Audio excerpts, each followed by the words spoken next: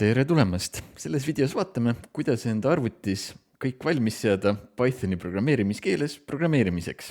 Ja esimene samm oleks endale alla laadida Thonni programmeerimiskeskkond, et navigeerime hetke pärast selle jaoks koos thonni.org veebisaidile ja vaatame koos üle, mismoodi see enda arvutisse paigaldada, kuidas seda seadistada ja vaatame sellega üle, mismoodi selles keskkonnas programme kirjutada ning neid käivitada ja ka hiljem taaskasutamiseks salvestada. Liigumegi kohe siis sellele veebisaidile. Kui nüüd veebibrauseris oleme thonni.org veebisaid avanud, siis vaatab meile vastu siin selline aken, kus on meil võimalik enda arvutile vastav Thonni versioon alla laadida. Et on siin olemas Windowsi, Maci ja Linuxi versioon. Et vaatame siin praegu koos üle Windowsi keskkonnas paigalduse, aga lühidalt võime siin vaadata ka sellele peale, et kui teil on juhtumisi Linuxi arvuti, siis on siin olemas juhised, et missugust käsku täpselt on tarvis, et Thonni keskkonda endale paigaldada. Ning Maci kohta on siin olemas allalaetav pakett, et käib selle paigaldamine täpselt samamoodi, nagu võite olla harjunud muid rakendusi oma Maci arvutisse paigaldama, et saate selle alla laadida ning siis selle lohistada enda rakenduste kausta ning sealt edasi töötab ta samamoodi nagu kõik teised rakendused, mis teie arvutis olemas on.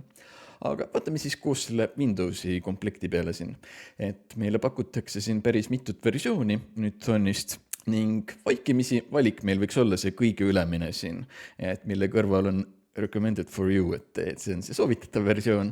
Et ainult siis, kui te olete kas siis ise kindlad, et teil on vanem arvuti, mis toetab ainult 32-bitiseid programme või kui see ülemine annab vastava veateate, et ta sellepärast tööle ei lähe, siis võib proovida seda alumist, aga esialgu võikski proovida siis seda ülemist, et kui on vähegi uuem arvuti, siis võiks see ülemine just toimida.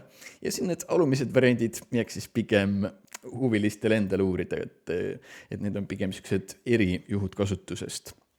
Seega võtamegi praegu selle ülemise versiooni ja laeme selle alla, et siis peale klõpsates võiksime loodetavasti hetke pärast näha enda downloads kaustas või siis alla laetud failide kaustas seda Thonni installerit ja vaatamegi siis üle, mismoodi seda koos enda arvutisse paigaldada. Nüüd, kui klõpsame sellele peale, saame siit endale valiku, et kas seda paigaldada ainult endale või kõigile kasutajatele, siis selle valiku saate ise teha.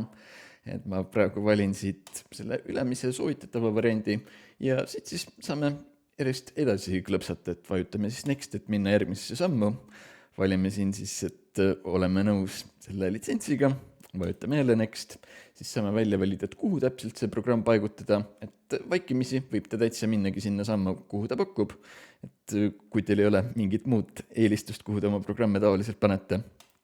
Ja siis klõpsame järjest siit edasi. Nüüd antakse meile valik, et create desktop icon ehk siis töölaua ikooni ta pakub meile see tekitada. Et kõige lihtsam seda hiljem olekski sealt käivitada, et sel juhul, kui soovite seda siit töölaualt tööle panna hiljem, siis võimegi sellele ette linnukese panna, et ma praegu siin näiteks seda ise samuti teen siis. Ja klõpsame jälle next ja seejärel install, et see keskkond meil nüüd lõplikult paigaldada. Et siis ootame, kuni see progress siin valmis saab ning kui nüüd näeme, et Thonni on oma installimisega lõpule jõudmas, siis olemegi siia saanud omale selle Thonni ikooni, kus kohast hiljem seda siis tööle panna. Võime siit siis finish vajutada, võime siis kohe katsetada seda Thonni programmi tööle panna esimest korda. Ja kui me selle nüüd käivitame, siis ilmub meile nähtavale selline kaheosaline programmi aken. Ja jaotub see meil nii, et siia ülemisse tekstisisestusalasse nüüd asume enda programmi kirjutama hetke pärast ning siia alla hakkab meile ilmuma siis kõik see, mida arvuti kirjutab meile töö tulemusena ja mida meie mõnikord arvutile siis estame ka, et seda näeme hiljem veel palju detailsemalt ka, mida see endast siis kujutab. Nüüd võime liikuda korraks selle juurde, et vaatame üle selle Thonni seadistused. Et võime siit klõpsata ülevalt siis tools ja options või siis tööriistad ja seaded ning avaneb meile siis sätete vaade. Ja vaatame siit üle mõned kasulikud sätted, mis võib-olla kohe huvi pakuvad. Et esimene kasutusmugavuse jaoks oluline faktor oleks siin see UI scaling factor või siis kasutajaliidese suurendamine. Et siin saate siis iseenda eelistuse järgi valida, et kui suurt kasutajaliidese suurust te soovite. Et siuke rusikareegel võib-olla oleks see, et tavalise Full HD ekraaniga võib 1,0 hästi sobida, 1440p ekraaniga on 1,5 päris kasulik ning kui teil on suurem 4K monitor, siis 2,0 võib olla kasulik valida. Ja ma endale klõpsen selle praegu 2,5 peale, et ülekannetes ja videotes toimiks see hästi, et siis saab ka väiksematelt ekraanidelt seda videot hästi hiljem järgida, kui me midagi koos kirjutame. Siis teine asi, millele siin tähelepanu pöörata, võib olla see disable notification sound või keela teavitushelid eestikeelses versioonis. Et mõnikord see kasutajaliides kipub natukene liiga palju piiksume helisid tegema, et kui see teile tundub ka üleliigne, siis võite selle siit siis sisse lülitada soovi korral. Ning võib vaadata siit veel seda language või keele valikut, et vaikimisi ta võib siin olla inglise keele peal, aga kui eelistate, võite valida siit ka eesti keele või muu teile meelepärase keele, milles parasjagu Thonny keskkonda kasutada.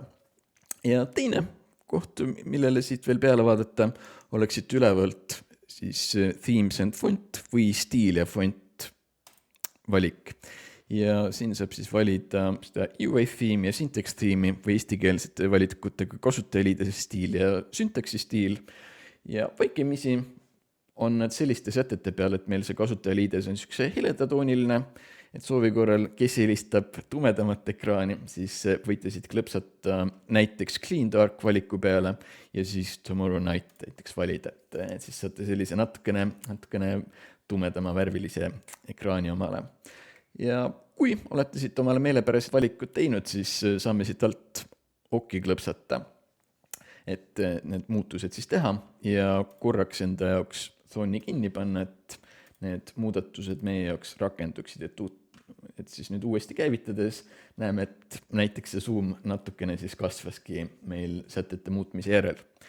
Nüüd vaatame üle need komponendid sellest kasutajaliidesest, millele tähelepanu pöörata. Et esiteks võime vaadata seda ülemist osa, kuhu me saame oma programmi sisse kirjutada. Et ärme nüüd väga palju selle programmi reaalsele sisule tähelepanu pööra, vaid vaatame üldisemalt, et kui meil on siin mingi programm olemas, siis mis viisidel me saame oma kasutajaliidesest siis seda käivitada ja salvestada ja üleüldse sellega ringi käia. Et tõstame endale siia mingi väikse programmijupi kohe näidiseks.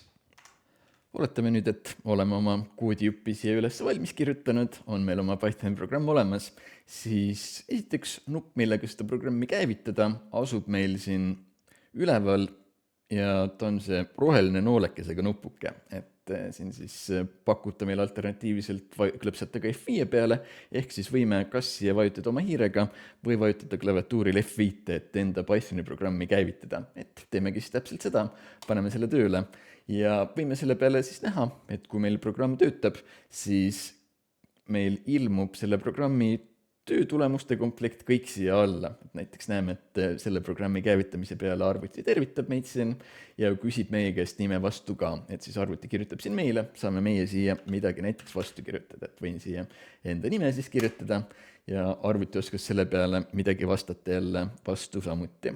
Et siis teame, et siin ülemise nupuga või F5-ga saame oma programmi jooksutada. Siis kui me soovime edaspidi seda programmi endale tagasi saada, siis me võime selle ära salvestada. Ja selle jaoks meil on siin nupp save üleval, millele võime peale klõpsata. Ja ma soovitaksin nüüd enda jaoks välja valida mingi meelepärase koha, kuhu edaspidi kõik oma kirja pandud Pythoni programmid salvestada. Et näiteks kuskil dokumentsi kausta, siis teha mingi eraldi uus kaust veel enda Pythoni programmide jaoks või kui teil on juhtumisi näiteks OneDrive või Google Drive või iCloud või mõni muu sarnane pilverakendus, kuhu salvestada, võib olla see ka kasulik, et ma praegu ise näiteks tekitan töölaua peale omale uue kausta ja paneme siia näiteks kausta nimeks 1. nädal.